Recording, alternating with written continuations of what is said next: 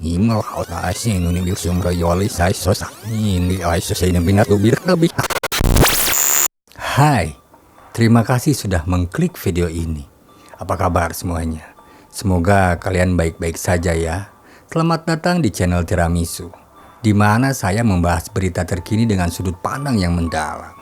Saya Arya, dan hari ini kita akan membahas sebuah berita atau sebuah kasus yang sedang hangat diperbincangkan, yaitu kasus meninggalnya dua sejoli, Vina dan Eki, yang mengguncang kota Cirebon. Yuk kita mulai. Jangan lupa siapkan cemilan dan minuman yang kalian sukai. Let's go. Diambil dari beberapa sumber yang beredar, kasus pembunuhan tragis Vina dan kekasihnya Eki atau Rizky terjadi di Cirebon tahun 2016 lalu. Awalnya kasus ini dianggap sebagai kecelakaan. Kasus tersebut berubah menjadi kasus pembunuhan setelah keluarga melapor ke polisi karena pengakuan seorang teman Vina bernama Linda. Linda diduga kerasukan arwah Vina dan menjabarkan kronologi detail kematian temannya itu ke pihak keluarga. Mendengar pengakuan Linda, pihak keluarga menyadari ada kejanggalan di balik kematian putrinya. Pasalnya, ponsel dan kendaraan Vina tidak hancur, padahal Vina disebut mengalami kecelakaan parah. Hal ini semakin mendorong keluarga untuk memperkarakan kasus ini. Di saat yang sama, video Linda kerasukan menjadi viral di media sosial. Hal ini membuat banyak warganet mendesak kepolisian untuk menyelidiki kasus tersebut. Setelah laporan itu dibuat, pihak kepolisian langsung membuka penyelidikan. Mereka menemukan fakta bahwa kematian Vina memang bukan kecelakaan biasa. Mengutip situs Humas Polri, Vina ternyata merupakan korban pembunuhan dan pemerkosaan sebuah geng motor yang terdiri dari 11 orang. Mirip seperti pengakuan Linda, Vina diperkaos secara bergilir dan disiksa bersama kekasihnya Eki. Kasus pengeroyokan terjadi pada tanggal 27 Agustus 2016 dini hari di Jalan Perjuangan depan SMP 11, Kali Tanjung, Cirebon. Jasad Eki dan Vina kemudian ditemukan pada tanggal 28 Agustus 2016 pada pagi hari. Kasus pembunuhan dan pemerkosaan tersebut kemudian ditangani oleh Polres Cirebon Kota. Setelah melalui serangkaian penyelidikan, sebanyak 11 anggota geng motor ditetapkan sebagai tersangka dalam kasus tersebut. Pengadilan pada bulan Mei 2017 menjatuhkan hukuman seumur hidup kepada 7 pelaku, yaitu Jaya 23 tahun, Supriyanto 20 tahun, Eka Sandi 24 tahun, Hadi Saputra 23 tahun, Eko Ramdhani 27 tahun, Sudirman 21 tahun, dan Rivaldi Aditya Wardana 21 tahun. Satu pelaku lainnya yaitu Saka Tatal menerima hukuman penjara 8 tahun karena masih di bawah umur. Sayangnya, 3 tersangka termasuk Egi alias Perong masih buron. Egi diduga menjadi otak pembunuhan Vina dan Eki menurut kepolisian. Motif Egi merencanakan pembunuhan itu karena dirinya jatuh hati pada Vina.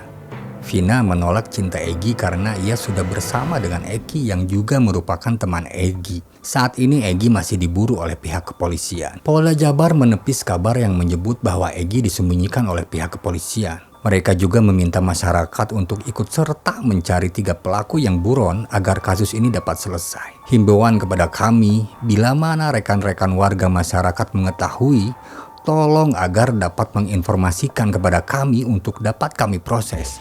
Kami ungkap kasus ini, kata Kabid Humas Polda Jabar, Kombes Jules Abraham Abbas, Selasa tanggal 14 Mei 2024. Kisah Vina diadaptasi jadi film.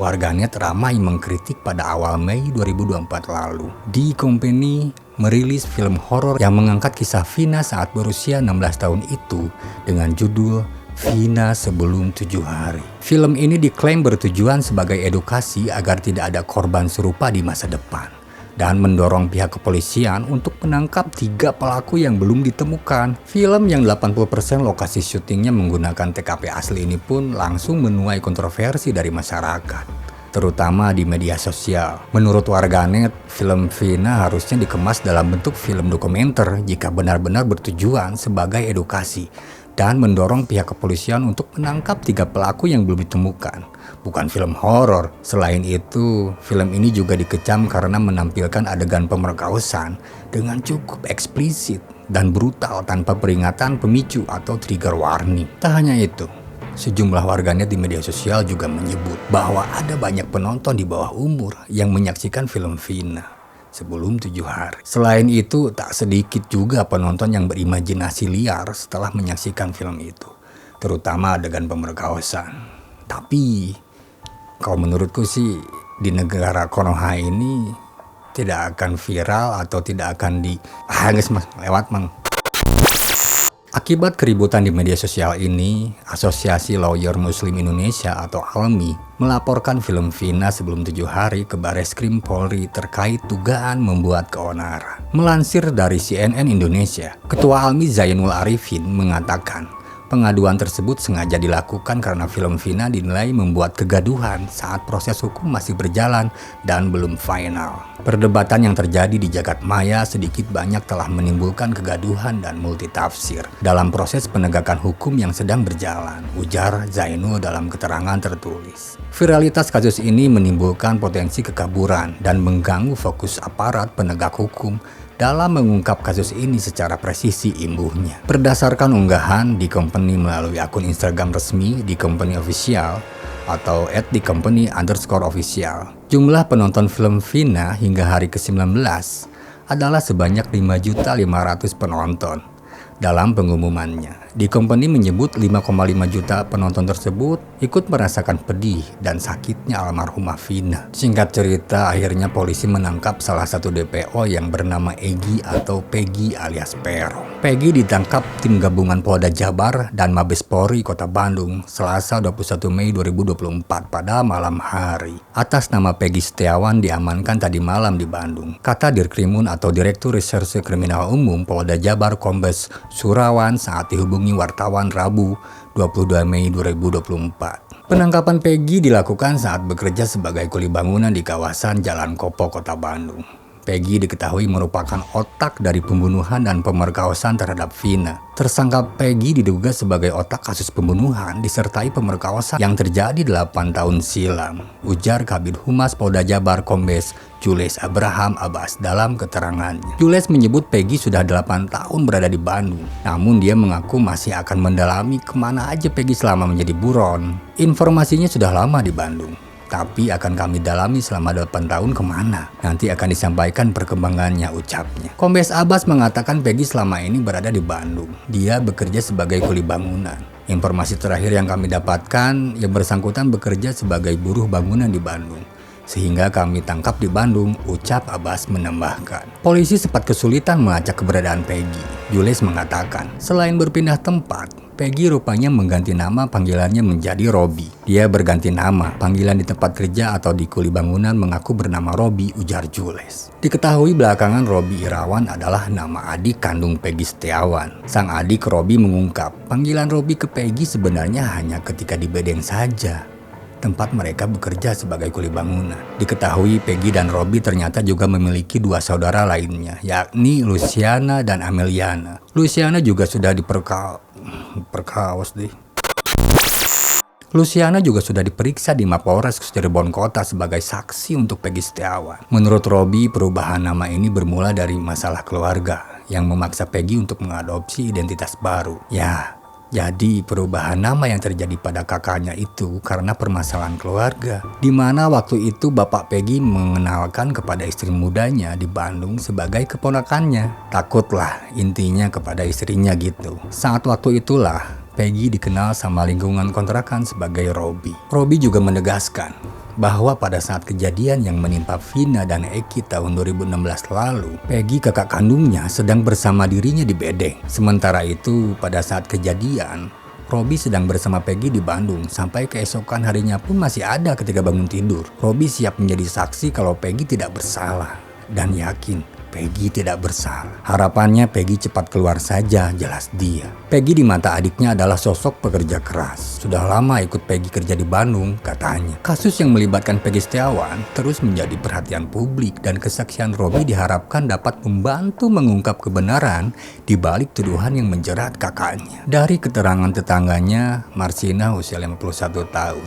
Peggy bekerja sebagai kuli bangunan di Kota Bandung bersama sang ayah. Belum sampai sepekan Peggy bekerja di Bandung. Setahu saya belum lama, kira-kira seminggu terakhir Peggy ke Bandung ikut jadi kuli bangunan sama bapaknya, ujar Marsina. Marsina menambahkan, Peggy tinggal di rumah neneknya bersama 3 adik dan ibunya di desa Kepongpongan, Kecamatan Talun, Kabupaten Cirebon. Udah lama sih emang kerjanya jadi kuli bangunan, bebernya. Kini tinggal Andi dan Dani yang masih buron setelah Peggy ditangkap. Adapun ciri-cirinya, Andi diperkirakan berumur 31 tahun, tinggi badan 165 cm, berbadan kecil, rambut lurus dengan kulit hitam. Sedangkan Dani diperkirakan berumur 28 tahun, tinggi 170 cm dengan ukuran badan sedang, rambut keriting dan kulit sawo matang. Namun belakangan ini, Ditreskrimum Polda Jabar telah menghilangkan nama Andi dan Dani dalam DPO kasus tersebut dengan alasan para terdakwa mencabut BAP-nya karena pada saat itu hanya asal sebut saja.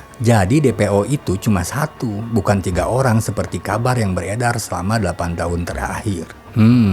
Kok bisa ya? 2 nama itu hilang setelah Peggy Setiawan ditangkap adalah sebuah kejanggalan. Sebab 2 nama tersebut diketahui memiliki perannya masing-masing dalam kasus Vina Cirebon. Itu di dalam dakwaan disebutkan bahwa Dani dan Andi inilah yang membawa korban Vina dan Eki ke flyover dengan naik sepeda motor di Apit katanya.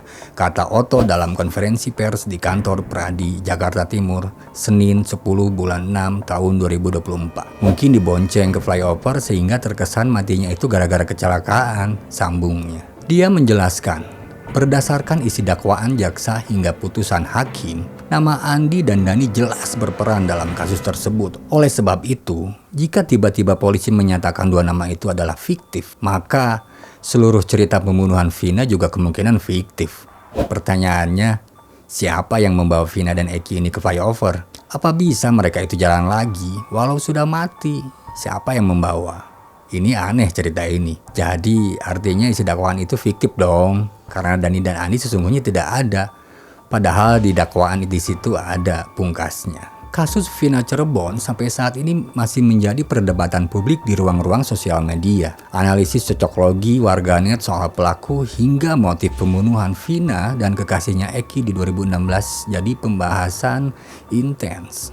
Tak hanya warganet yang melakukan banyak investigasi terkait kasus ini. Sejumlah pakar dan ahli hukum juga turun tangan di kasus Vina Cirebon. Salah satu pakar yang ikut terjun langsung mengupas kasus ini ialah Reza Indragiri. Pakar psikologi forensik ini menyoroti sejumlah kejanggalan dari pernyataan Aep, salah satu saksi kunci kasus Vina Cirebon. Pengakuan Aep yang belakangan ini ramai diperbincangkan ialah soal dirinya di malam kejadian, tanggal 27 Agustus 2016, melihat dari jarak 100 meter dan mengingat wajah-wajah pelaku pembunuhan Vina Cirebon dan kekasihnya Eki. Reza yang turun ke TKP tempat Vina dan Eki tewas mengaku pernyataan Aep sangatlah janggal. Reza mengurai kejanggalan Aep itu dari kondisi TKP dan suasana batin saksi saat kejadian. Pokok permasalahan yang akan kita bahas adalah seberapa jauh tingkat validitas saksi Aep terkait aksi pelemparan para terpidana kepada Vina dan Eki, kata Reza seperti dikutip Rabu tanggal 5 bulan 6 2024. Jadi menurut Reza, dengan situasi pencahayaan seperti itu, tidaklah mungkin bagi siapapun penginderaan secara visual untuk mengidentifikasi wajah-wajah orang dengan jelas. Apalagi kondisi Aep yang saat itu ketakutan dan dengan segera ingin pergi dari tempat tersebut. Sebelumnya, pemuda asal desa Karangasih, Kecamatan Cikarang Utara, Kabupaten Bekasi, yaitu Aep, usia 30 tahun, menjadi salah satu saksi kunci pembunuhan Vina Cirebon. Dia mengaku telah menjadi saksi dalam kasus Vina Cirebon sejak awal kejadian berlangsung. Dari 2016 diperiksa polisi jadi saksi, kata Aep saat ditemui wartawan termasuk Suara.com, Kamis 23 bulan 5 tahun 2024. Aep sendiri merupakan seorang pekerja di salah satu bengkel cuci mobil yang lokasinya tak jauh dari tempat kejadian perkara. Aep menceritakan, kasus Vina Cirebon terjadi sekitar pukul 11 malam. Saat peristiwa berlangsung, dirinya sedang berada di sebuah warung dekat lokasi kejadian saat itu. Dia melihat korban melintas dengan sepeda motor dan tak lama dilempari batu oleh kelompok remaja yang sedang kumpul di dekat lokasi kejadian. Dengan identitas salah satu pelaku ada yang memakai jaket XTC menurut Aep. Lalu pelaku mengejar korban yang kurang lebih si pelaku ada 8 orang, tapi yang memepet korban sekitaran tapi yang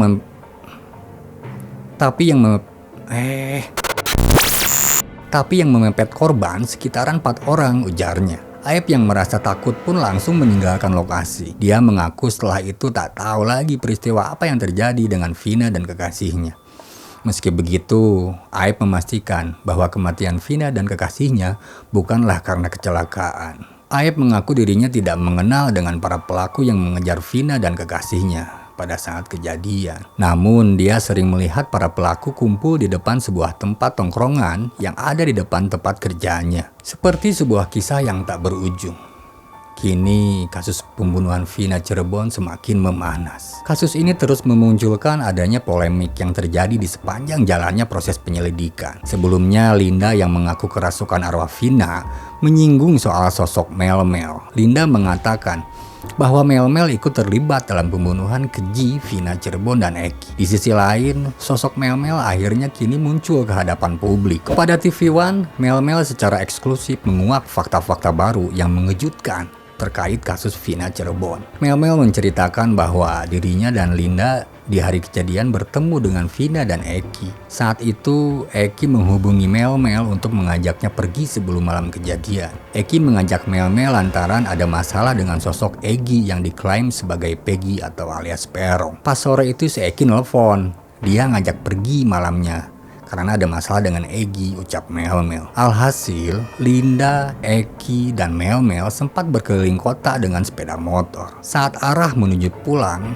mereka sempat berpencar. Awalnya saya bilang ke Eki, "Dek, nanti beli bensin dulu ya." Pas saya isi bensin, Eki dan Vina kemudian ngelewatin saya, jalan terus. Saya sama Linda, sambungnya. Setelah itu, Vina dan Eki menjadi korban peristiwa naas oleh geng motor Cirebon. Hal ini seolah membantah pernyataan Linda yang menyebut sudah lama tak bertemu dengan Vina. Kesaksian Mel-Mel ini berbeda dengan apa yang dilontarkan Linda saat menjalani pemeriksaan sebagai saksi. Kala itu, Linda mengaku bahwa dirinya tidak berhubungan lagi dengan Vina jauh sebelum malam tragis itu terjadi. Linda mengaku hubungannya dengan Vina hanya teman biasa, bukan sahabat, seperti digambarkan dalam film. Kita tuh hubungannya tidak sedekat yang difilmkan loh, cuma teman biasa, ujar Linda. Beda kesaksian antara Mel-Mel dan Linda ini pun semakin membuat kasus Vina Cirebon semakin rumit. Selain Linda dan Mel-Mel, ada juga saksi yang berani speak up ke publik. Dia adalah Liga Akbar. Liga Akbar, saksi dalam kasus pembunuhan Vina Cirebon, mengungkapkan peran Ibtu Rudiana